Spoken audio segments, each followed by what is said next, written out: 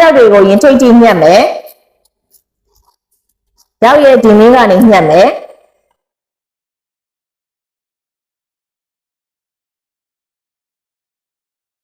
ရောက်မှတ်တွေကိုထိချပေးပြီးတော့ရောက်ချက်ကိုတိုင်းမယ်ဒီဘက်ကရင်ထိတ်မြင်းကိုဒီဘက်မှာကူးပြီးတော့မှတ်လိုက်မယ်ရင်ထိတ်ကနေဒီအပေါ်တောက်ချက်ကိုလည်းတိုင်းမယ်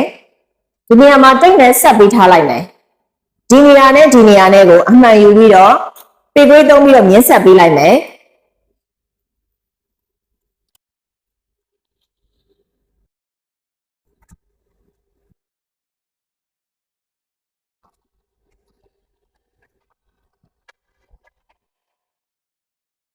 ဒီနေရာကနေ5 cm ခွာပြီးတော့မှတ်မယ်အလေးနေရာမှာတော့6 cm ကိုသုံးပါမယ်လက်မနဲ့ဆိုရင်ဒီမှာက2လက်မဒီမှာက2လက်မကွဲပါဒီနေရာမှာမြင်းဖြည့်ပြီးတော့ဆွဲလိုက်မယ်မျိုးတာချုပ်မဲ့သူတွေကကိုယ်တွေကိုနှစ်ထပ်ညှက်ပေးဖို့အတွက်လိုပါတယ်ကိုယ်ရဲ့နှစ်ထပ်အတွက်ဒီပတန်ပိုင်းတွေအကုန်လုံးကိုပိတ်စ4ပိုင်းစီညှက်ထားပေးရမယ်မျိုးပလာမချုပ်ဘူးကိုယ်တွေကိုတစ်ထပ်ပဲသုံးမယ်ဆိုတဲ့သူတွေအတွက်ကတော့အားလုံးကိုပိတ်စ2ပိုင်းစီညှက်ပေးရမယ်လေဘိနေရာတွေအတွက်ကိုတော့ကွတ်စာတက်ထပ်ပြီးတော့ညှက်ပေးဖို့အတွက်လိုပါမယ်ဒီလေဘိနေရာမှာကွတ်စာညှက်မယ်ဆိုလို့ရှိရင်ဒီနေရာကိုခောက်ချောင်းသုံးပြီးတော့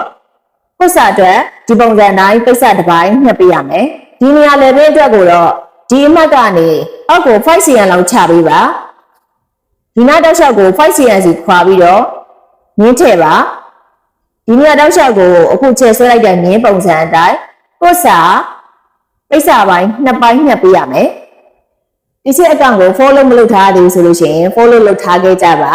ဒီချက်အကောင့်မှာတနေ့ကိုဗီဒီယိုတစ်ပုဒ်အမြဲတင်ပေးနေပါပြီเนาะဒီချက်အကောင့်ကိုဓာတ်ရိုက်ပဲဝင်ရှာပြီးတော့ကြည့်ပါเนาะအပိုက်တွေကိုအစားဆုံးအစင်လိုက်လေးချက်တင်ပေးထားပါတယ်